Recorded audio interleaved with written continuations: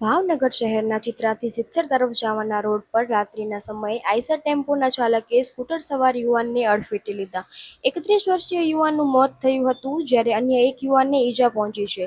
શહેરના સિત્સર ચિત્રા રોડ પર રાત્રિના સમયે ભારે ટ્રાફિક રહે છે. ખાસ કરીને સતનામ ચોક આસપાસ ખાણીપીણીની બજાર જેવું જ આવતું હોય છે, જેના પગલે લોકો મોટા પ્રમાણમાં નાસ્તા તથા ભોજન માટે આવતા હોય છે અને રોડના બંને સાઈડમાં મોટી માત્રામાં વાહનો આડેધડ પાર્ક કરતા હોય છે. ત્યારે ગત રાત્રિના સતનામ ચોકમાં આઈસર અને સ્કૂટર વચ્ચે અકસ્માત સર્જાતા ચિત્રા મેલડી માતાના મંદિર પાસે રહેતા અશ્વિન હિંમતભાઈ ડાભી નામના 23 વર્ષીય યુવાનને ગંભીર ઈજા સાથે તથા તેની સાથે રહેલ અન્ય યુવાનને સામાન્ય ઈજા સાથે સારવાર માટે સટી હોસ્પિટલ ખસેડવામાં આવ્યા હતા. ત્યાં અશ્વિનનું સારવાર દરમિયાન મોત નીપજ્યું હતું. આ ઘટનાને પગલે સ્થળ પર લોકોના ટોળે એકઠા થયા હતા.